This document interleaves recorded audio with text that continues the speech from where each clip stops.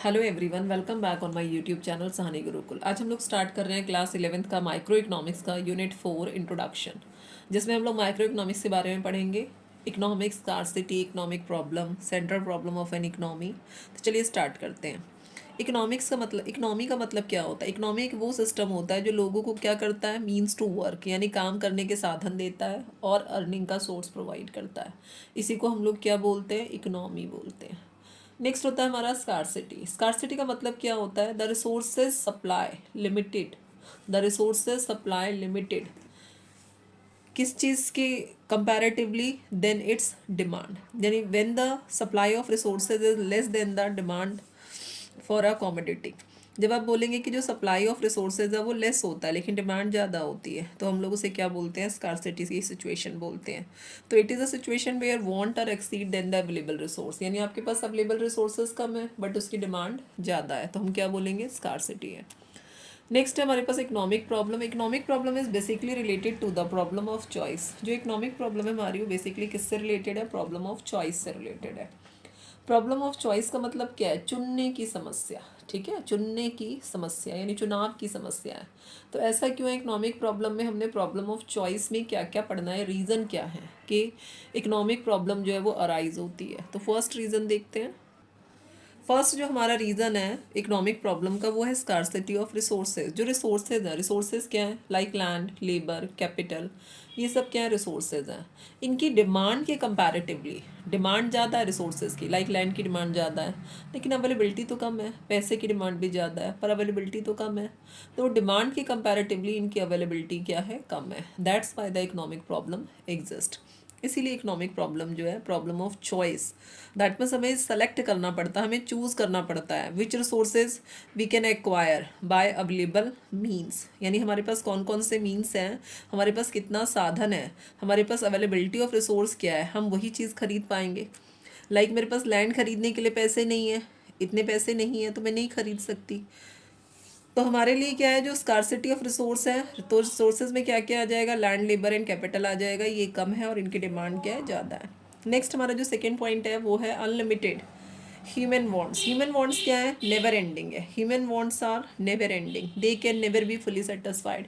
Human want कभी satisfied हो ही नहीं सकती। If one want is satisfy, another new want is created.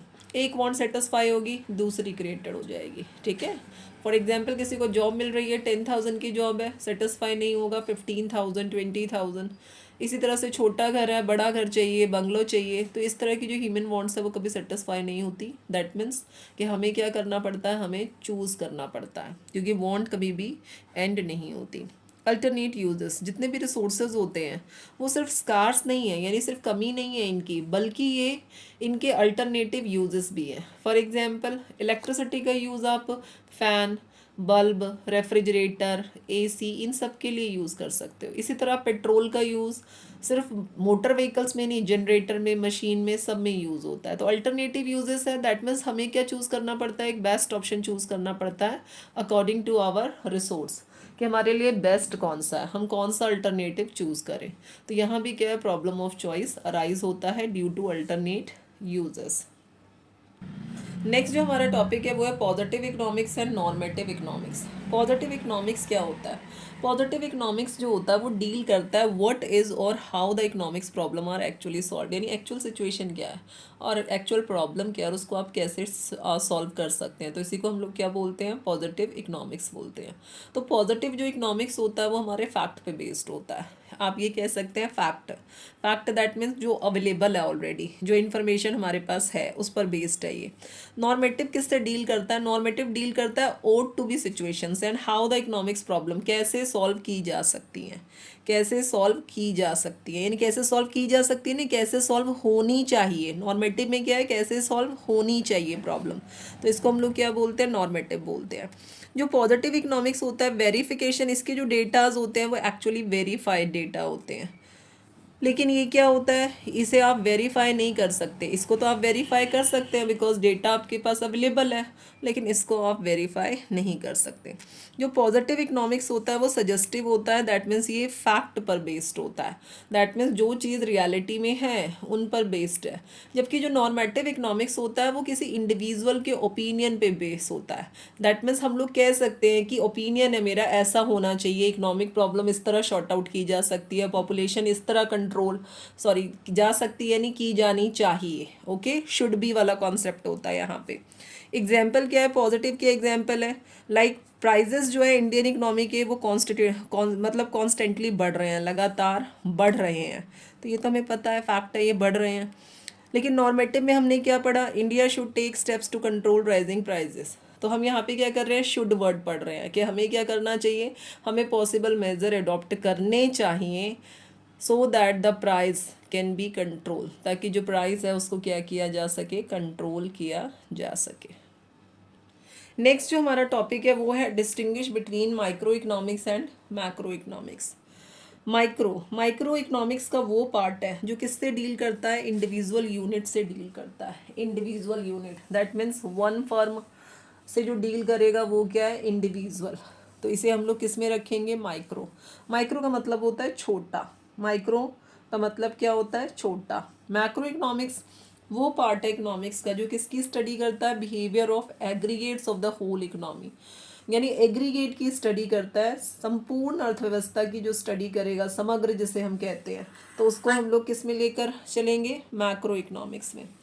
जो माइक्रो इकोनॉमिक्स है उसके टूल क्या क्या होते हैं, ये हमारा क्लास 11th का ही टॉपिक है, डिमांड एंड सप्लाई होते हैं। आगे हम पढ़ेंगे डिमांड क्या होता है, सप्लाई क्या होता है। तो demand and supply are the tools of micro economics.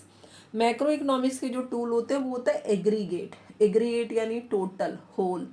तो aggregate demand and aggregate supply किसके टूल है, मैक्रो इकोनॉमिक्स के टूल है। बेसिक ऑब्जेक्टिव क्या होता है माइक्रो इकोनॉमिक्स का, जो बेसिक ऑब्जेक्टिव होता है वो होता है to determine the price of a commodity. Commodity का मतलब क्या है, वस्तु, यानी जिसे हम लोग क्या बोलते हैं, सामान, वस्तु। इंग्लिश में इकोनॉमिक्स में उसे हम लोग क्या बोलते हैं, कॉमोडिटी बोलते हैं। तो जो कॉमोडिटी का प्राइस होता है वो डिटरमिन किया जाता है किसमें, माइक्रो इकोनॉमिक्स में। लेकिन जो एम्प्लॉयमेंट लेवल डिटरमाइन किया जाता है वो हमारा होता है मैक्रो इकोनॉमिक्स में। माइक्रो का जो अदर नेम होता है उसे हम प्राइस थ्योरी बोलते हैं, प्राइस थ्योरी। जबकि जो मैक्रो इकोनॉमिक्स है उसका अदर नेम है income and employment theory, income and employment theory. Example क्या है इसका, individual income and individual output. जबकि जो मैक्रो इकोनॉमिक्स है इसके एग्जाम्पल क्या है, national income and national output. आगे का जो टॉपिक हम लोगों ने पढ़ना है वो है central problem of an economy. तो there are 3 central problem of an economy, what to produce, how to produce and for whom to produce.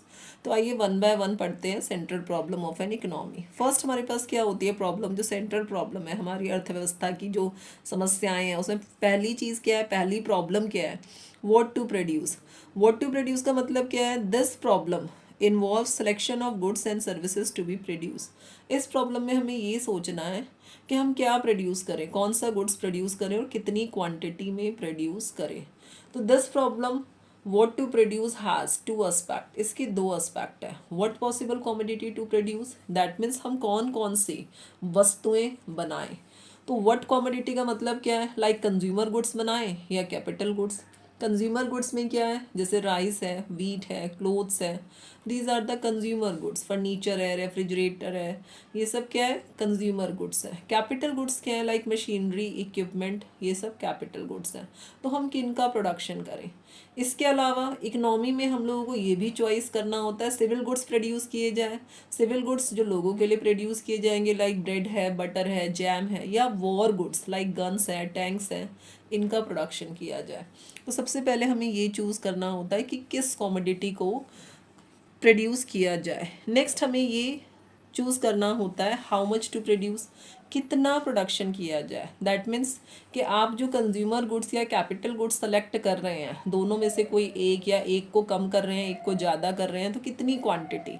Economy को ये डिसाइड करना होता है कितनी क्वांटिटी में कौन से गुड्स का प्रोडक्शन किया जाए। दैट मीन्स सिविल गुड्स का प्रोडक्शन ज़्यादा किया जाए या वॉर गुड्स का प्रोडक्शन ज़्यादा किया जाए। इसी तरह से कंज्यूमर गुड्स का प्रोडक्शन ज़्यादा किया जाए, दैट मीन्स कितनी क्वांटिटी ज़्यादा की जाए, या फिर कैपिटल गुड्स की कितनी क्वांटिटी ज़्यादा प्रोड्यूस की जाए। तो कौन सा गुड्स कितना प्रोड्यूस किया जाए ये भी हमें डिसाइड करना है। नेक्स्ट हमारा होता है how to produce. How to produce किसको रेफर करता है? This refers to selection of technique to be use for production of goods and services. ये रेफर करता है कि कौन सी टेक्निक का सिलेक्शन किया जाए गुड्स एंड सर्विसेज को प्रोड्यूस करने के लिए। So there are two techniques of producing the goods, labour intensive technique और अ कैपिटल इंटेंसिव टेक्निक। कि कौन सी टेक्निक का हम लोग यूज़ करें गुड्स को प्रोड्यूस करने के लिए। तो जैसे इंडिया डेवलपिंग कंट्री है, we should use labour intensive technique. तो हमें किस चीज़ का यूज़ करना चाहिए? कौन सी टेक्नोलॉजी का? लेबर इंटेंसिव टेक्नोलॉजी का। नेक्स्ट इसी तरह कुछ ऐसी भी कंट्रीज़ हैं जो वेल डेवलप्ड कंट्रीज़ हैं, तो वो क्या करेंगे? They will use capital intensive technique because they have more resources, more capital. तो ये डिपेंड करता है कि कंट्री के पास रिसोर्स कैसे हैं, कैपिटल कैसे हैं, उन पर हम लोग बेस्ड होते, उन्हीं पर हम लोग डिपेंडेंट होते हैं कि कौन सी टेक्नोलॉजी का हम यूज़ करेंगे गुड्स एंड सर्विसेज को प्रोड्यूस करने के लिए। नेक्स्ट होता है हमारा for whom to produce. Whom to produce का मतलब है this refers to the distribution of produce goods and services among individual within the economy. That means ये हमें बताता है कि हमें किस तरह डिस्ट्रीब्यूशन करना है। जो आपने गुड्स एंड सर्विसेज प्रोड्यूस कर लिए हैं उनका डिस्ट्रीब्यूशन आपने किस तरह से करना है लोगों के बीच में, यानी जो हमारी कंट्री के जो लोग हैं, हमारी इकोनॉमी में जो पीपल हैं, उनको आपने किस तरह से इन गुड्स को डिस्ट्रीब्यूट करना है। इसी को हम लोग क्या बोलते हैं? For whom to produce. That means selection of the category of the people. आपको क्या करना है? सिलेक्शन करना है category of people. That means किस कैटेगरी को आप गुड्स देंगे या डिस्ट्रीब्यूट करेंगे। तो इसमें क्या हो सकता है कि whether to produce goods for more poor. जो आपने गुड्स प्रोड्यूस किए हैं वो पुअर लोगों के लिए ज़्यादा किए हैं और रिच लोगों के लिए लेस किए हैं, या फिर more goods produce for rich और less for poor. We have to decide in for whom to produce. ये हमारा almost half of the chapter complete हो गया है। तो वीडियो का जो नेक्स्ट पार्ट है, पार्ट 2, आप वो देखिएगा। उसमें आपको opportunity cost, then production possibility, frontier, उसमें शिफ्टिंग, उसके एजम्पशंस, ये सारे टॉपिक आपको मिल जाएंगे। Thanks for watching. अगर वीडियो अच्छा लगे तो वीडियो को लाइक कर लीजिए। चैनल पे अगर न्यू है तो चैनल को सब्सक्राइब कर लीजिए। मिलते हैं नेक्स्ट वीडियो में।